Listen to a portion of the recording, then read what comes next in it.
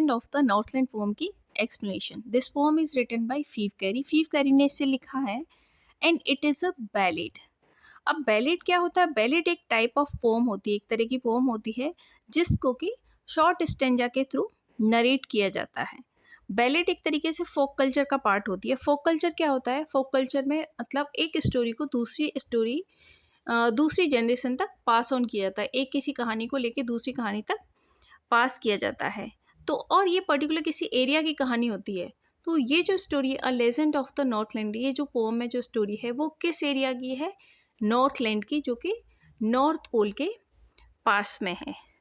So in this pome poet ने क्या किया है? पोइट एक स्टोरी बताती है जिसमें कि पोइट खुद बिलीव करती हैं कि एक फिक्शनल है, मतलब ऐसी कुछ रियल स्टोरी नहीं है, बट फिर भी पोइट को ये लगता है कि वो एक मोरल लेसन देती है।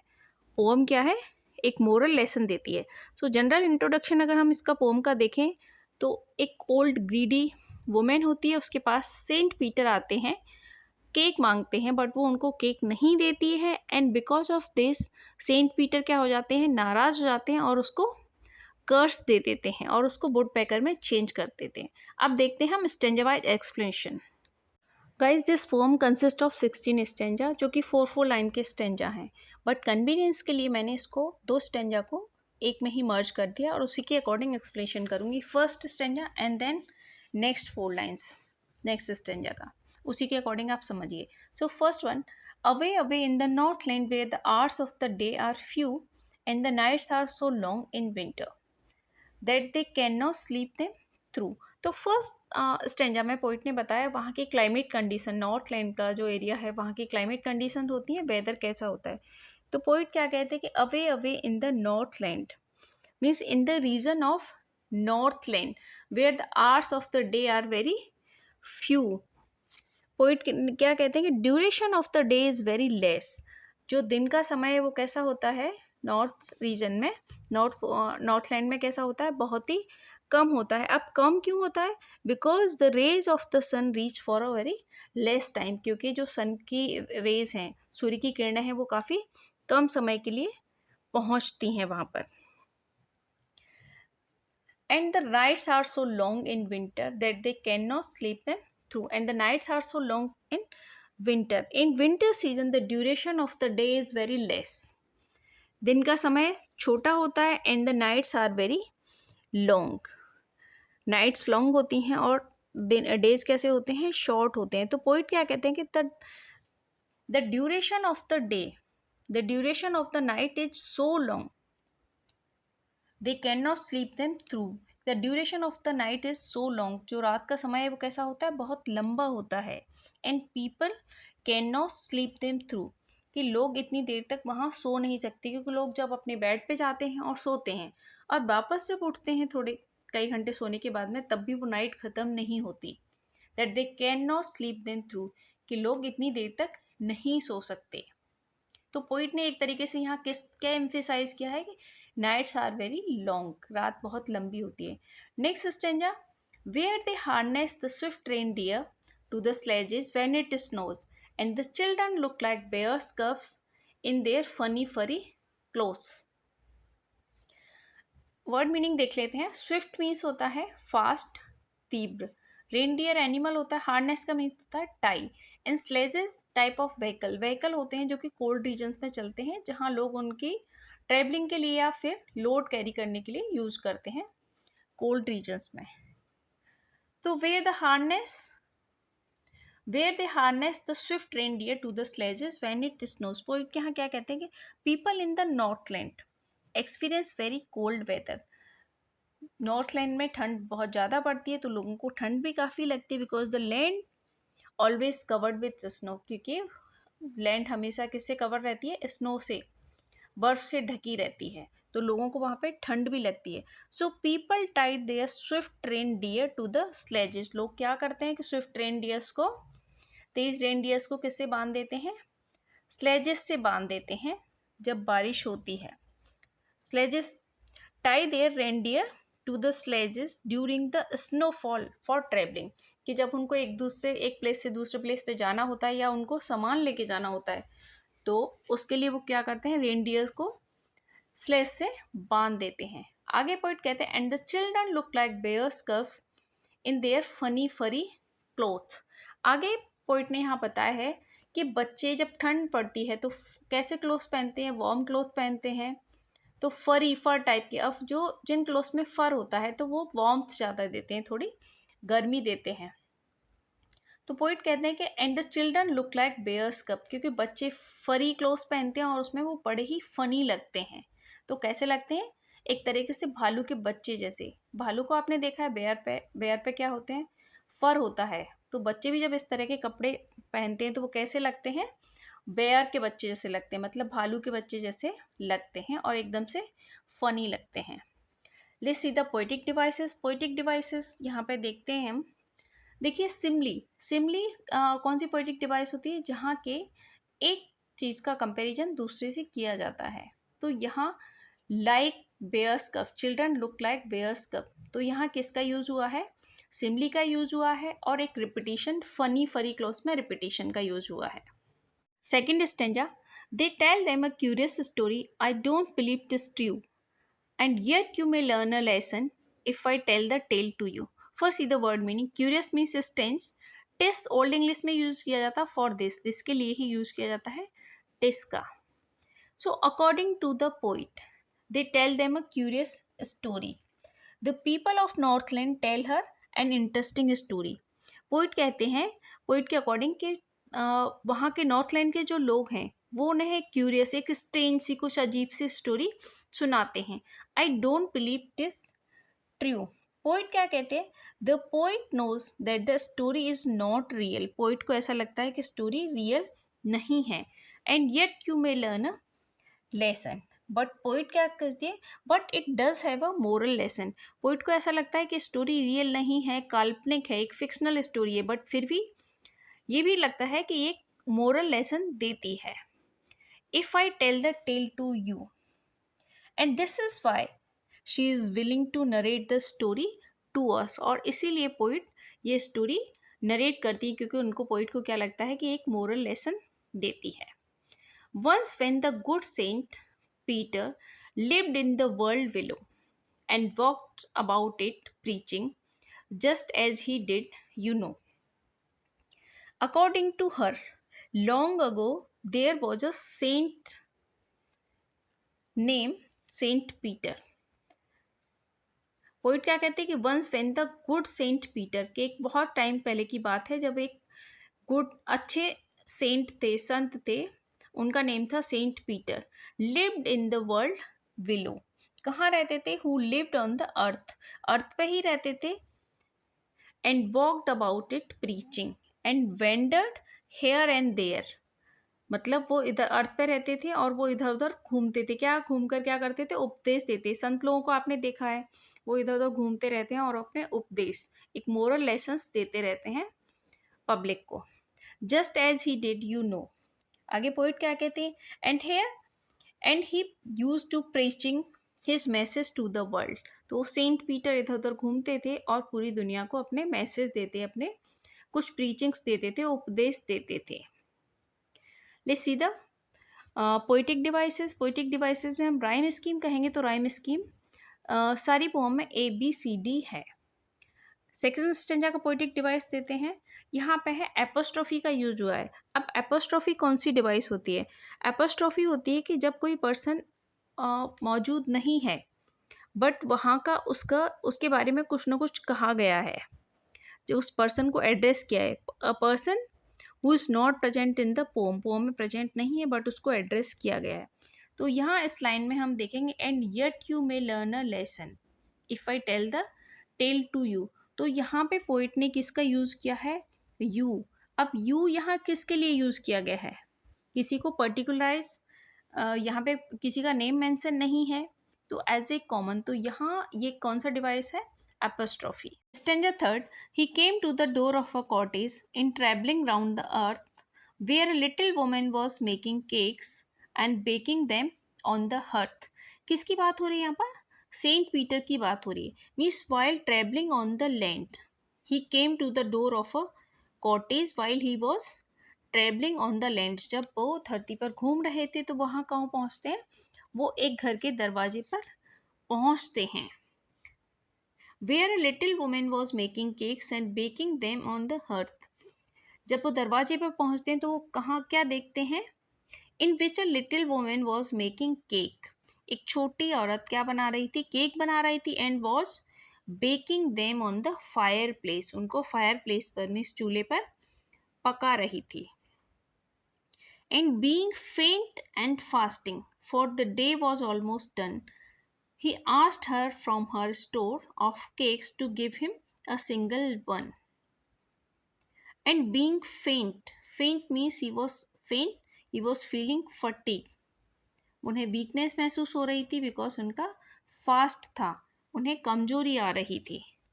तो Saint Peter was fainted because of fasting. Saint Peter को चक्कर आ रहे थे किसकी वजह से? फास्टिंग, क्योंकि उन्होंने सारे दिन कुछ खाया नहीं था. He was wandering here and there without eating. वो बिना कुछ खाए घूम रहे थे यहाँ से वहाँ पर, प्रीचिंग हिज मैसेज, क्योंकि वो जगह जगह अपने उपदेश दे रहे थे. He asked her from her store of cakes to give him a single one. तो वहाँ पर सेंट पीटर ने उससे क्या पूछा? He asked the women to give him a cake that he may be able to feed his empty stomach and regain energy. तो Saint Peter ने उससे केक मांगा जिससे कि वो अपनी भूख को शांत कर सकें और थोड़ी सी एनर्जी गेन कर सकें. अब आगे हम देखेंगे कि ओल्ड वुमेन ने उसको केक दिया था सेंट पीटर को कि नहीं. Stanza 4th. So she made a very little cake, but as it baking lay, she looked at it and thought it seemed to last to give away. तो यहाँ stanza में point ने बताया कि वो वुमेन उसको केक नहीं देती है. So she made a very little cake, but as it baking lay, the woman did not like to give a cake from those already made. कि जो उसने केक ऑलरेडी बना रखे हैं वो उस केक में से सेंट पीटर को केक नहीं देती. She looked at it and thought it seemed too large to give away. वो उसको केक की तरफ वापस देखती है और उनको ऐसा लगता है कि ये किसी को फ्री में देने के लिए बहुत ही बड़ा है. However, when she looked at it, she thought it is too big to give for free. किसी को फ्री देने के लिए तो बहुत ज़्यादा बड़ा केक है. Therefore, she needed another and a little and a still smaller one. उसके बाद वो क्या करती है? Hence she again started kneading the dough. वो वापस से डो बनाना शुरू कर देती है. And make a new smaller in size. New छोटे साइज में केक बनाना शुरू करती है.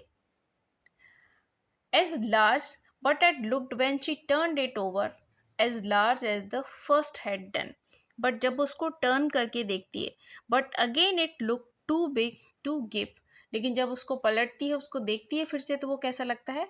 वो देने के लिए वापस उसको वो भी बड़ा लगता है. Stage 5. Then she took a tiny scrap of dough and rolled it flat and baked it thin as wafer, but she couldn't part with that. अब यहाँ देखते हैं कि वो ओल्ड वुमेन उसको केक देती है कि नहीं. And she took the tiny scrap of dough. This time she took a very small amount of dough. उसने इस बार और छोटा अमाउंट लिया किसका? डो का. She again started making a new one. उसने नया केक बनाना शुरू कर दिया. And this time she took a very small piece of cake. और इसने इस बार बहुत ही छोटा अमाउंट लिया किसका? डो का. And rolled it flat. And she rolled it flat and baked it thin as wafer. वो उसको रोल करती जाती है और उसको इतना पतला करती है जैसे कि वेफर हो. But she couldn't part with that. But she could not give that thin piece of cake to Peter due to her greed. लेकिन फिर भी जब इतना पतला वेफर जैसा केक भी बन जाता है, बट अपनी लालच की वजह से, अपनी ग्रीड की वजह से उस पीस को भी वो सेंट पीटर को नहीं दे पाती है. For she said, my cakes that seem too small when I eat of them myself. She could not even give this cake to Saint Peter. And that her, she said, कि that her cakes look too small, कि उसके cake कैसे लगते हैं, बहुत छोटे लगते हैं। When she eat bye her self, जब वो अपने आप खाने के लिए सोचती है, जब वो खुद खाती है तो वो केक कैसे लगते हैं उसको, बहुत छोटे लगते हैं। And too large and are yet too large to give away, और जब किसी को देने होते हैं, जब किसी और को देने होते हैं, and it looks like a very large, but her self it seems very small, and when she gives them away it looks very large, so she put them on the shelf. So saying this, वो मैं ऐसा कहने के बाद में वो क्या करती है, उन बाकी केक को क्या रख देती है, सेल्फ में रख देती है। she put that small piece of cake on the shelf, self में रखती है। पोएटिक डिवाइसेस यहाँ पे देख लेते हैं। देखिए यहाँ पर सिमली और मेटाफर दोनों, सिमली एंड मेटाफर दोनों का यूज़ कंपैरिजन के लिए होता है। तो यहाँ पे सिमली का यूज हुआ है। सिमली होता है जहाँ एज और लाइक लगा होता है। तो यहाँ केक का कंपैरिजन किया गया है वेफर से। केक का कंपैरिजन वेफर से किया गया है, एज थिन एज वेफर, तो यहाँ सिमली का यूज होता है। एज वेल एज यहाँ पे डायलॉग का भी यूज हुआ है। अब डायलॉग का यूज कहाँ हुआ है यहाँ पर? डायलॉग्स जनरली क्या होता है, डायलॉग्स बताते कि इफेक्ट ऑफ डायरेक्ट कॉन्वर्सेशन। अब यहाँ डायरेक्ट कॉन्वर्सेशन कहाँ है कि जब ओल्ड वुमेन कहती है my cakes that seem too small when I eat of them myself and are too large to give away, so she put them on give away. यहाँ तक ये dialogue है, क्योंकि यहाँ डायरेक्ट कॉन्वर्सेशन वो अपने आप से ही कर रही है। Stanza 6. The good Saint Peter grew angry, for he was hungry and faint, and surely such a woman was enough to provoke a saint. Faint means बेहोश होना, and provoke instigate करना, किसी को गुस्सा दिलाना। Then good Saint Peter grew angry, for he was hungry and faint. Saint Peter grew angry as he was fainted because of fatigue and hunger. Saint Peter को ये सब जब सुनते हैं तो सेंट पीटर को गुस्सा आ जाता है, बिकॉज ही वॉज हंग्री, वो भूखे थे और उनको वीकनेस आ रही थी, वो कमजोरी महसूस कर रहे थे, उनको चक्कर आ रहे थे, तो that's why he become very angry, वो बहुत गुस्सा हो जाते हैं। And was enough provoke a saint, and surely such a woman was enough to provoke a saint. Such behavior of that greedy woman was enough to provoke a saint. उस greedy women का जो behaviour था वो ऐसा था जिससे कि किसी भी संत को गुस्सा आ जाए, और उसका बिहेवियर काफ़ी था सेंट पीटर को गुस्सा दिलाने के लिए। And he said you are far too selfish to dwell in a human form. तो सेंट पीटर को जब गुस्सा आता है, सेंट पीटर कहते हैं, saint Peter said that the woman that you are too selfish, कि तुम बहुत ही लालची हो। You don't deserve to live in the human form, तुम ह्यूमन फॉर्म में डिज़र्व नहीं करती हो, मीन्स तुम इंसानों का जीवन डिज़र्व नहीं करती हो, ह्यूमन लाइफ डिज़र्व नहीं करती हो। You do not deserve food, house and fire to keep you warm, to have both food and shelter and fire to keep you warm. Saint Peter को कहते हैं कि you don't deserve food, shelter and fire to keep you warm, कि तुम food और shelter और अपने आप को गर्म करने के लिए वार्म डिज़र्व, फायर भी डिज़र्व नहीं करती हो, बिल्कुल डिज़र्व नहीं करती हो। अब क्यों डिज़र्व नहीं करती हो? कि एक ह्यूमन लाइफ में हम ह्यूमन से एक्सपेक्ट की जाती है कि हम अपने साथ साथ में दूसरों की भी केयर करें, हम दूसरों की ज़रूरतों का भी ध्यान रखें। तो सेंट पीटर को गुस्सा आता है। सेंट पीटर उसे कहते हैं you have become so selfish that you are not ready to share these resources with anyone, कि तुम इतनी मतलबी हो चुकी हो, तुम इतनी सेल्फिश हो कि तुम इन रिसोर्सेज को किसी दूसरे के साथ में भी शेयर नहीं करती हो। Not even the needy people, even जो ज़रूरतमंद हैं तुम उनके साथ भी इन रिसोर्सेज को शेयर नहीं करती हो। Stanza 7th. Now you shall build as the birds do, and shall get your scanty food by boring and boring and boring, and all day in the hard dry wood. Now, saying this, he added that she will now build nest as the birds do. कि अब तुम क्या करोगी कि जिस तरीके से bird nest बनाती हैं वैसे ही तुम भी nest बनाओगी। and for that by boring and boring all day in hard dry wood.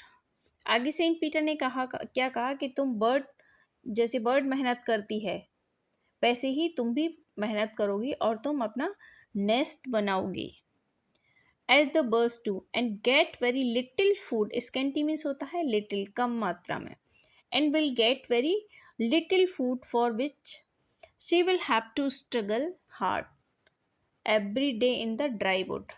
इसके लिए तुम्हें क्या करना होगा कि तुम बहुत कम मात्रा में तुम्हें खाना मिलेगा और तुम जिस तरीके से बर्ड अपना नेस्ट बनाती है और वो अपना फूड कहाँ से लेती है कि ट्री में, ट्री की जो स्टेम होती है उसमें डिग करके, जिस तरीके से डिग करके, boring means process of digging, जिस तरीके से बर्ड्स अपना खाना निकालती हैं कड़ी मेहनत करके, वैसे ही तुम भी अपना खाना निकालोगी. Then up she went through the chimney, never speaking a word. As soon as the Saint Peter said, Saint Peter ने जैसे ही उसको कहा, the woman transformed into a woodpecker. woman किस में चेंज हो गई? woodpecker में चेंज हो गई. And flew away without speaking a word. और वहाँ से वो बिना कुछ कहे, बिना एक भी शब्द कहे वो वहाँ से उड़ गई. And out of the top flew a woodpecker, for she was changed to a bird, and flew away from the chimney without saying a word. और वो किस में चेंज हो गई? woodpecker में चेंज हो गई और वो चिमनी के रास्ते से ऊपर उड़ गई. अगर यहाँ पे राइम स्कीम देखते हैं, राइम स्कीम सभी पूरी पोम में ABCD ही है. दूसरा जो पोइटिक डिवाइस है, यहाँ रिपीटिशन का यूज जो है आप देखेंगे बाय बोरिंग एंड बोरिंग.